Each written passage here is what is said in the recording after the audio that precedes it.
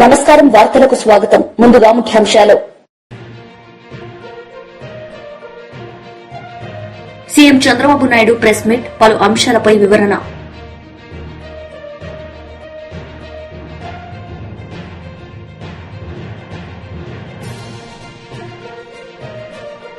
మాజీ మంత్రి Vidadala Rajini press meet, mass warning. CM Chandrababu Naidu media సమావేశం నిర్వహించారు. ఈ సందర్భంగా పలు అంశాలపై ఆయన మాట్లాడారు. ఎందుకు నేను ఈ మాట చెప్తున్నానంటే, ఈరోజు గెలుపు అనేది ఒక బీజేపీకో ఒక ఢిల్లీలో ఉండే ప్రజలకే కాదు, భారతదేశంలో ఉండే ప్రజలందరికీ ఆత్మ గౌరవానికి సంబంధించిన విషయం. ఈరోజు ఎక్కడికి పోయినా ప్రపంచంలో మీది ఏ దేశం అంటే భారతదేశం చెప్తాం, మీ రాజధాని ఏదంటే ఢిల్లీ అని చెప్పుకుని గర్వంగా చెప్పుకుంటాం. మనం అందరం కూడా మనకు మంచి భవిష్యత్తు ఉండాలి, ఎక్కువ అవకాశాలు ఎక్కడ ఉంటాయనుకుంటే మన రాజధాని పోవాలనుకుంటాం. అది రాష్ట్ర రాజధాని కానీ దేశ రాజధాని కానీ. యాస్పిరేషన్స్ని ఫుల్ఫిల్ చేసే ప్లేస్గా ఉండాలి. అలాంటి రాజధాని ఇటీవల కాలంలో ఒక వెదర్ పొల్యూషన్, ఒక పొలిటికల్ పొల్యూషన్, ఈ రెండు పొల్యూషన్స్ కలిపి ఢిల్లీకి పోవడం మానేసి ఢిల్లీ నుంచి వేరే ప్రాంతాలకు వెళ్ళిపోయే పరిస్థితికి వచ్చారు. ఒకప్పుడు బీహార్ నుంచి ఒక ట్రైన్ ఎవ్రీడే లేబర్ అంతా కూడా అక్కడికి పోయి పని చేసుకుని మళ్ళా ఈవినింగ్ ఢిల్లీ నుంచి బీహార్కి వెళ్ళేవాడు. ఇప్పుడు బీహార్ నుంచి ఢిల్లీకి రావడంలా పరిపాలన అంటే ఎట్లుంటుందంటే, ఒక్కొక్కసారి పరిస్థితులన్నీ కూడా తారుమారయ్యే పరిస్థితులు వస్తుంది. దానికి ఉదాహరణ ఢిల్లీ. అయితే ఇక్కడ ఏ మోడల్ వర్కౌట్ అవుతుంది భారతదేశంలో అనుకుంటే, ప్రపంచంలో ఎక్కడ కానీ భారతదేశంలో కానీ పీపుల్స్ ఫస్ట్, పీపుల్ ఫస్ట్, ఒక సస్టైనబుల్ మోడల్ క్రియేట్ చేయాల్సిన అవసరం ఉంది. అదే నరేంద్ర మోడీ ఒక సస్టైనబుల్ మోడల్ని క్రియేట్ చేస్తున్నాడు. ఆయన్ని మనస్ఫూర్తిగా అభినందిస్తున్నా. ఈరోజు ఢిల్లీలో గెలుపు కూడా ప్రధానమంత్రి నరేంద్ర మోడీ గారిపై నుండే నమ్మకం. ఆ నమ్మకంతో ఢిల్లీ ప్రజలు నరేంద్ర మోడీ గారి నాయకత్వాన్ని బలపరిచారు. ఇప్పుడు నేను మాటల్లో చెప్పడం కాకుండా విత్ ఫ్యాక్ట్స్ అండ్ ఫిగర్స్ కూడా మీకు ఎక్స్ప్లెయిన్ చేస్తున్నా ఏ మోడల్ వర్కౌట్ అవుతుంది దానికి. ఇప్పుడు మీరు చూస్తే డెవలప్మెంట్ జరగాలి. డెవలప్మెంట్ జరిగితే సంపద సృష్టించబడుతుంది. సంపద సృష్టించబడితే ఆదాయం పెరుగుతుంది రాష్ట్ర ప్రభుత్వానికి. ఆ ఆదాయం ఖర్చు పెడితే సంక్షేమ కార్యక్రమాలు ఎక్కువ చేయగలుగుతాం. మళ్లీ డెవలప్మెంట్కి ఫండ్స్ ఉంటాయి. దీనివల్ల ప్రజల్ని ఎప్పటికప్పుడు ఎంపవర్ చేసుకుంటూ తలసరి ఆదాయం పెంచి మెరుగైన జీవన ప్రమాణాలు ఇవ్వడానికి అవకాశం వస్తుంది. ఇది సింపుల్ థియరీ. ఇది ఎవరైతే సమర్థవంతంగా చేస్తారో good development, good politics, good governance, good politics, ఒక సుపరిపాలన ఇవ్వగలిగితే అది మంచి రాజకీయాలకు కూడా నాంది పలుకుతుంది. భారతదేశంలో 34 years ఆర్థిక సంస్కరణలు ప్రారంభించి, అంత మునుపు మనకు ఢిల్లీ రాజధాని బ్రిటిష్ పాలన, 3 ప్రెసిడెన్సీస్, మెడ్రాస్, కలకత్తా, ముంబై, ఈ ప్రెసిడెన్సీస్ అన్నీ ఉండేటివి. మెడ్రాస్ ప్రెసిడెన్సీ అని ఇవన్నీ ఉండేటివి. అవి మెగా సిటీస్ మనకు. అయితే ఇంకో కొన్ని హైదరాబాద్ లాంటివి, నిజాం లోకల్గా ఉండే ఇవన్నీ ఉన్నాయి. అలాంటి కొన్ని ప్రాంతాలు ఉన్నాయి. ఓవరాల్గా ఆ సినారియో అది. 91లో ఆర్థిక సంస్కరణలు వచ్చాయి. 91 నేను ఎప్పుడు కంపేర్ చేస్తాను, బిఫోర్ 91, ఆఫ్టర్ 91. ప్రీ 91 అనేది ఆర్థిక సంస్కరణలు రాని నేపథ్యంలో కాంగ్రెస్ పార్టీ మొనోపలి, ఒకే పార్టీ, సుస్థిరమైన ప్రభుత్వం, స్ట్రాంగ్ ప్రభుత్వం. ప్రపంచమంతా కూడా ఎగతాళి చేసే రోజులవి. హిందూ గ్రోత్ రేట్ మీకు 2% వస్తుంది, 1% వస్తుంది, మీకు అభివృద్ధి చేత కాదు అని ఎగతాళి చేసే రోజులు. అక్కడి నుంచి రిఫార్మ్స్ వచ్చాయి. మాజీ మంత్రి కేటీఆర్ మీడియా సమావేశం నిర్వహించారు. ఈ సందర్భంగా ఆయన మాట్లాడారు. ఓట్లు 300-400 ఉంటాయేమో. అంబేద్కర్ బొమ్మ పెట్టిర్రు, మమ్మల్ని పిలిచిర్రు. పోయి మేము దండం పెట్టుకుని విగ్రహావిష్కరణ చేసి నేను, సవితక్క, ఇగో ఆనంద్ భాయ్ అందరం పోయినాం, మహేష్ రెడ్డి అన్న అందరం పోయినాం. ప్రామిస్ చెప్తున్నా, చిన్న తాండల 5-6 వేల మంది జమ అయింది. ఈడికెళ్ళాడికి ఊరేగింపు, హంగామా. అది ఎలక్షన్ ప్రచారంలో ఇక్కడ ఉండే. నాకైతే నేను పరిశాన్ అండి, ఏంది ఇదంతా అంటే, మరి గట్లున్నది ఇవాళ ఏం చేయమంటావు? కాంగ్రెస్ మీద కోపం గంతున్నది, మన మీద ప్రేమ గంతుంది. అయ్యో పొరపాటు అయిపోయింది, పొరపాటు అయిపోయింది. పోతే మా ఎమ్మెల్యే పోతారు అనుకున్నాం, కానీ కేసీఆర్ పోతారు అనుకోలేదు. అంతేనా? బాబా ఏమున్నారా? దీనికి కూడా సపోర్ట్ కొట్టినట్టు నాకు అర్థమైంది.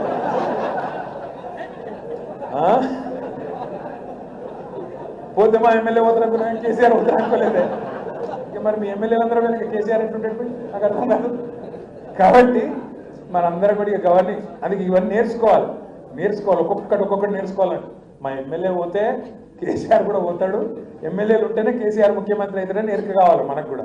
రెండవది, ఏమనుకున్నాం పార్లమెంట్ ఎలక్షన్లో, ఈ ఎలక్షన్ మనది కాదు, అది వాళ్ళిద్దరి మధ్య నడుస్తుంది అనుకుని మనోళ్ళు కూడా కొంతమంది అటు ఇటు అయిండ్రా అయింది. ఏమైంది మరి ఇవాళ? 8 మంది వాళ్ళు, 8 మంది వీళ్ళు. చిన్నప్పుడు మనకు స్కూల్లో లెక్కలు చెప్తారు, 8 + 8 ఎంత? 16. కానీ ఇలా తెలంగాణలో 8 మంది కాంగ్రెస్ ఎంపీలు ఉన్నారు, 8 మంది బీజేపీ ఎంపీలు ఉన్నారు. తెలంగాణకు తెచ్చింది ఎంత? అందుకే 8 + 8 ఎంత? గుండు 0. మొన్నటిదాకా ఎగిరింది కదా రేవంత్ రెడ్డి, గుండు 0 అని. ఇప్పుడు ఢిల్లీలో కాంగ్రెస్కి వచ్చింది ఎంత? అందుకే ఎగిరద్దు. పెద్దలు ఏమంటారంటే, విజయం వచ్చినప్పుడు పొంగిపోవద్దు, అపజయం వచ్చినప్పుడు కుంగిపోవద్దు. అందుకే మనం ఓడిపోయినంత మాత్రాన బేజారు కావద్దు, గెలిచినామని చెప్పి నీళ్ళు కాదు. గెలిచినాక మమ్మల్ని మించినోడు ఓడలేడు, నేను 30 మార్కాను 32 మార్కాను నడవదు. రేపు కూడా ఇట్లే ఉండాలి, ఇవాళ కూడా ఇట్లే ఉండాలి. మీకు దండం పెట్టి చెప్తున్నా, దయచేసి కలిసికట్టుగా కదులుదాం.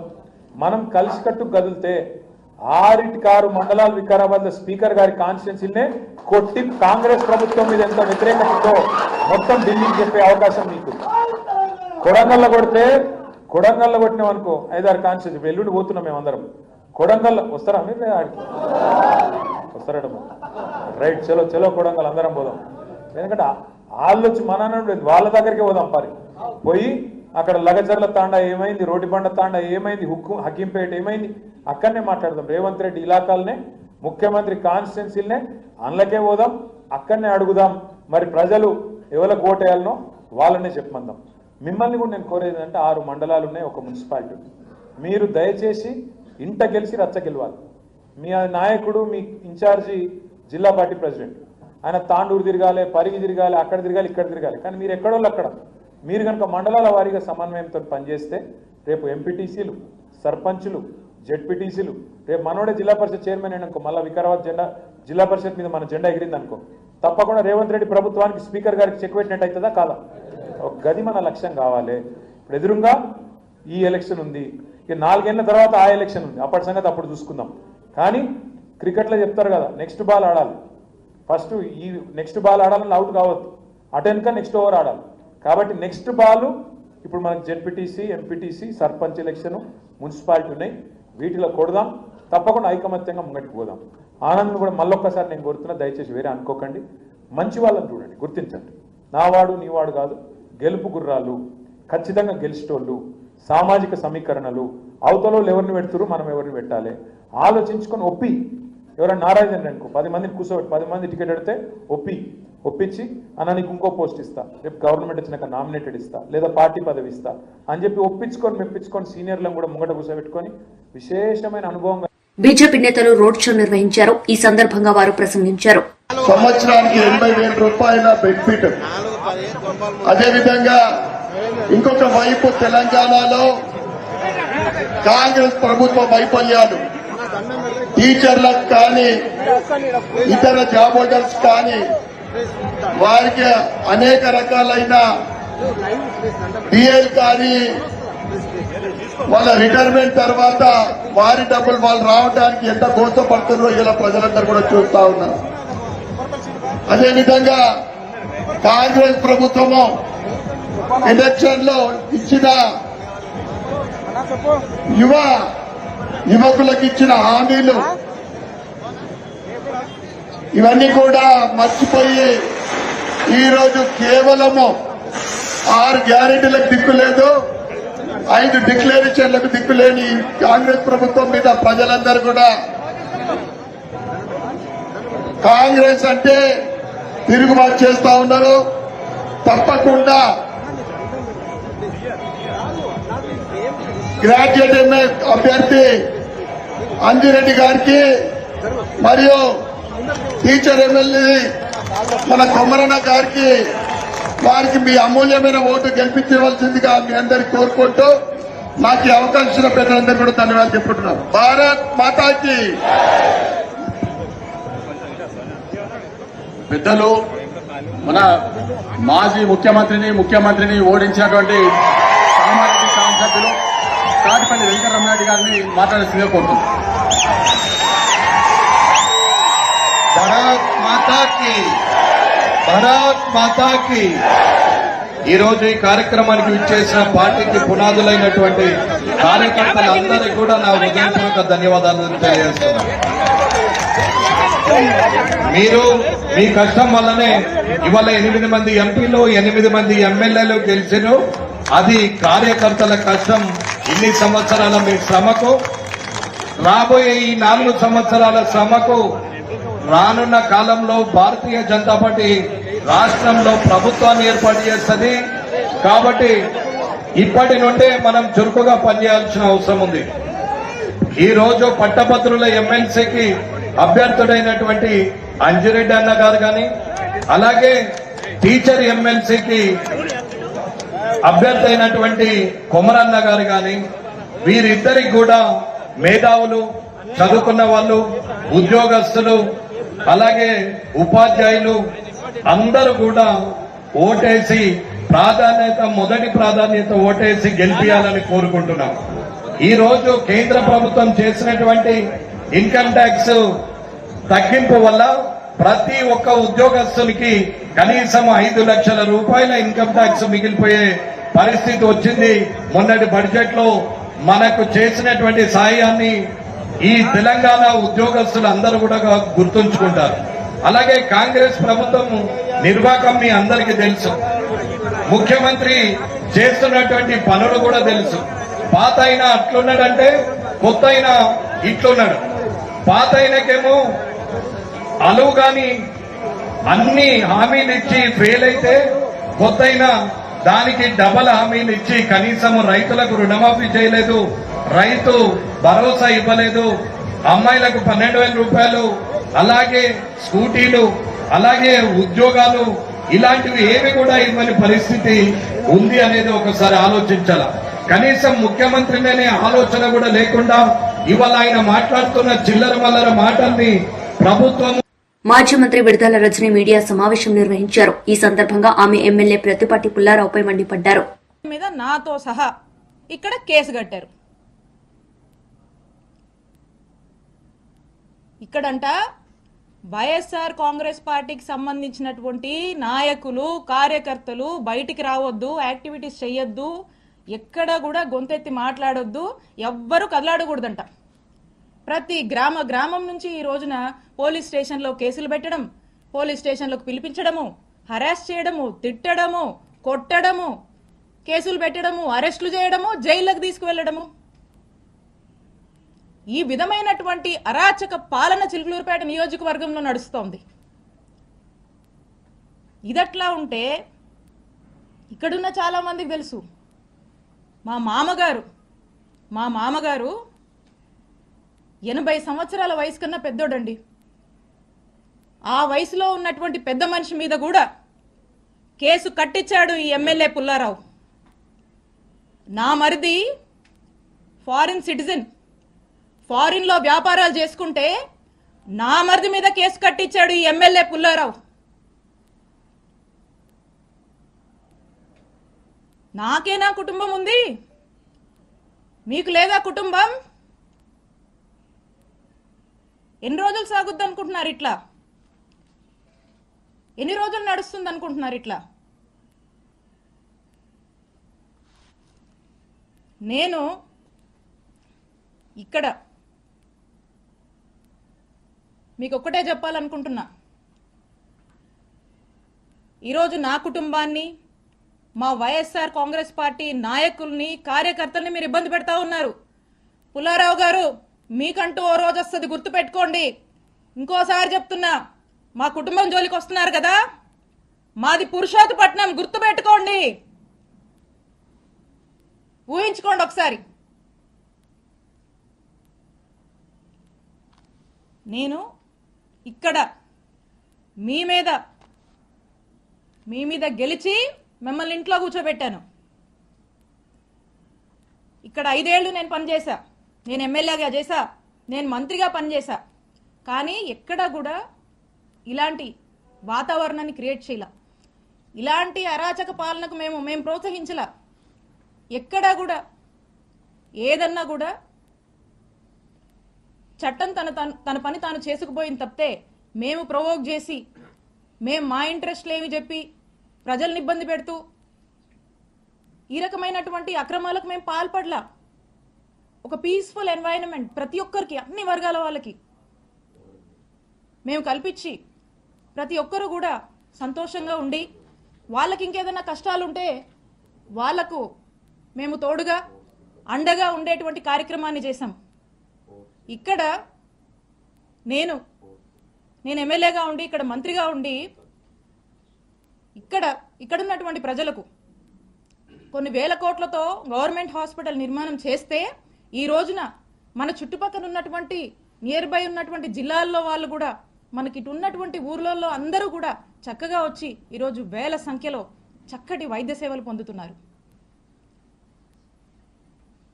ఎప్పుడో చిరకాలపు కలగా ఈ చిలుకూరుపేట ప్రాంత ప్రజల కలగా ఏదైతే బైపాస్ ఉందో, ఆ బైపాస్ కి సంబంధించి ఏదైతే ల్యాండ్ అక్విజిషన్ లో భాగంగా రైతులకు డబ్బులు బీఆర్ఎస్ లీడర్ మీడియా సమావేశం నిర్వహించారు. ఈ సందర్భంగా వారు మాట్లాడారు. పరిరక్షణ కానీ ఈరోజు రాష్ట్రంలో రేవంత్ రెడ్డి గారి నాయకత్వాన పాలనకు ఒక కొత్త భాషను చెప్తా ఉన్నారు. పాలన అంటే భక్షించడం, శిక్షించడం. ఎన్నికల సందర్భంగా అనేక హామీలు ఇచ్చి తెలంగాణ రాష్ట్రాన్ని సాధించి 10 సంవత్సరాల కాలంలో కేసీఆర్ గారి నాయకత్వంలో అద్భుతమైనటువంటి పాలన సాగించి ప్రజా జీవితంలో గుణాత్మకమైనటువంటి మార్పు వచ్చిన తర్వాత అధికారాన్ని చేజిక్కించుకోవడమే పరమావధిగా ఎన్నికల మేనిఫెస్టోలో అనేక హామీలు ఇచ్చింది కాంగ్రెస్ ప్రభుత్వం రేవంత్ రెడ్డి నాయకత్వాన. మరి అటువంటి హామీలను నెరవేర్చాల్సినటువంటి బాధ్యతను విస్మరించి ఆ హామీలు నెరవేర్చమని ప్రజల పక్షాన, బీసీ సంఘాల పక్షాన తీవ్రమైనటువంటి ఒత్తిడి వచ్చినటువంటి దరిమిలా మేము ప్రజలకు మంచి చేసే కార్యక్రమాల రూపేణ వాళ్ళు చేస్తున్నటువంటి ద్రోహం, దగ ఇంత అంత కాదు. ప్రధానంగా ఈరోజు మేము సిఎస్ గారిని కలిసి వారి దృష్టికి తీసుకొచ్చినటువంటి అంశాలు 2.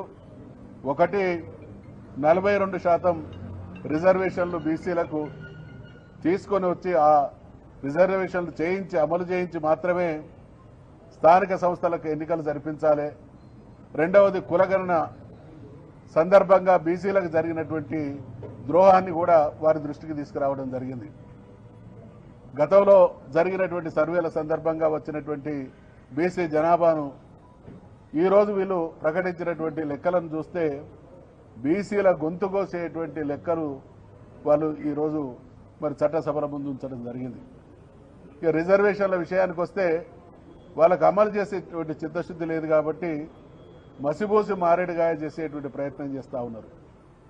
ఇవాళ బీసీ సమాజం కోరుతున్నది మేమెంతో మాకంతా అనేటువంటి వాటా బీసీ సమాజం డిమాండ్ చేస్తూ ఉంటే కాంగ్రెస్ మాజీ మంత్రి అంబటి రాంబాబు మీడియా సమావేశం నిర్వహించారు. ఈ సందర్భంగా పలు అంశాలపై ఆయన మాట్లాడారు. 40 సంవత్సరాల అనుభవం కలిగినటువంటి నారా చంద్రబాబు నాయుడు గారు, 4వ సారి ముఖ్యమంత్రి అయినటువంటి చంద్రబాబు నాయుడు గారు స్టడీ లేకోకుండా,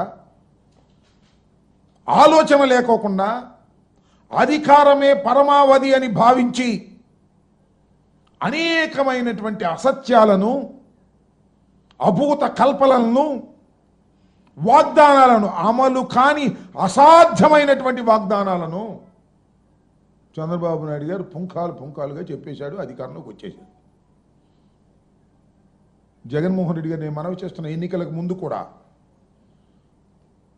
ఏ రోజున కూడా తాను చేయలేనటువంటి అంశాలను చేసేటటువంటి ప్రయత్నం చేసేటటువంటి కార్యక్రమమే చేయలేదు. మీరు గుర్తుపెట్టుకోండి. ఆయన ఏది చెప్పినా అది చేయగలుగుతామా లేదా అనే దాని మీద స్టడీ చేసి, సత్య శోధన చేసి, ఇది చేయగలుగుతామని నిర్ణయించుకున్న తర్వాత మాత్రమే దాన్ని చెప్పి అమలు చేసినటువంటి వ్యక్తి జగన్మోహన్ రెడ్డి గారిని మనవి చేస్తున్నాను. అందుకనే మేనిఫెస్టోలో ఇచ్చినటువంటి 99% వాగ్దానాలను నెరవేర్చుకొని మేము ఎన్నికల్లోకి వెళ్ళాం. అఫ్కోర్స్ ఓటమి పాలయ్యాం, అది వేరే అంశం. కానీ చంద్రబాబు నాయుడు గారు ఇచ్చిన వాగ్దానాలండి అమలు చేస్తున్నారా? ఎందుకు వాయిదాలు వేస్తున్నారు? ఎందుకు ఎగవేస్తున్నారు? ఎన్నికలకు ముందు ఏం చెప్పారు? మేనిఫెస్టో అన్నారు, షూరిటీ అన్నారు, గ్యారంటీ అన్నారు, సూపర్ 6 అన్నారు. ఇచ్చినటువంటి వాగ్దానం నెరవేర్చకపోతే ఏంటి అని అడిగితే చొక్కా పట్టుకోండి, కాలర్ పట్టుకోండి అని అన్నారే. చూస్తున్నారు కదా మీకు సోషల్ మీడియాలో. మేము అన్ని స్టడీ చేసాం, కాలర్ పట్టుకోండి మాది అవసరమైతే అన్నారు. ఏం పట్టుకోవాలి వాళ్ళు చెప్పమని అడుగుతున్నా. అది చెప్పిన పెద్ద మనిషిని. వాళ్ళు ఏం పట్టుకోవాలి? 8 మాసాలు అయింది, ఇచ్చిన వాగ్దానాలు నెరవేర్చలేదు, ఆరకొరగా కుంటిగా ఏదో చేస్తున్నామని ప్రచారం చేస్తున్నారు. ఇప్పుడు ఎవరు చొక్కా పట్టుకోవాలి, ఎవరి కాలర్ పట్టుకోవాలి, ఎవరి మెడ పట్టుకోవాలి చెప్పమని నేను అడుగుతా ఉన్నా. జగన్మోహన్ రెడ్డి గారు వివరంగా సుదీర్ఘంగా మీరు చేసేటటువంటి తప్పుడు ప్రచారాలని, మీరు బుకాయించే బుకాయింపులని వివరంగా జగన్మోహన్ రెడ్డి గారు నిన్న సుదీర్ఘంగా చెబితే ఒక్కడ సమాధానం చెప్పడు. ఊరిని చలరమరలుగా మాట్లాడే ప్రయత్నం, ఆయన మంత్రులు నాయకులు కారు కోతలు గుయ్యటం, పిచ్చిగా మాట్లాడటం, ఈ ప్రయత్నాలు చేస్తున్నారు తప్ప వాస్తవాలు చెప్పేటటువంటి ప్రయత్నం చేయటం వల్ల, జగన్మోహన్ రెడ్డి గారు అడిగినటువంటి ప్రశ్నలకు సమాధానం చెప్పడం వల్ల నేను మనవి చేస్తున్నా. జగన్మోహన్ రెడ్డి గారి ప్రభుత్వం ఓడిపోయిన తర్వాత సుమారుగా జగన్మోహన్ రెడ్డి గారు 10 నుంచి 11 సార్లు మీడియా ముందుకొచ్చి మీడియా ముఖంగా ప్రజలకి తెలియచేసేటటువంటి విషయాలను తెలియచేశారు. ప్రస్తుత ప్రభుత్వాన్ని సూటిగా కొన్ని వార్తలు ముగించే ముందు ముఖ్యాంశాలు మరోసారి. CM Chandrababu Naidu press meet, పలు అంశాలపై వివరణ.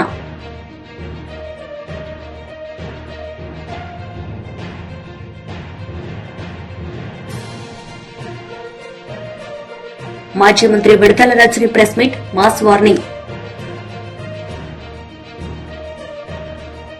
ఈ వార్తలు ఇంతటితో సమాప్తం. తిరిగి ప్రసారమయ్యే వార్తల్లో మళ్లీ కలుద్దాం. అంతవరకు సెలవు. నమస్తే.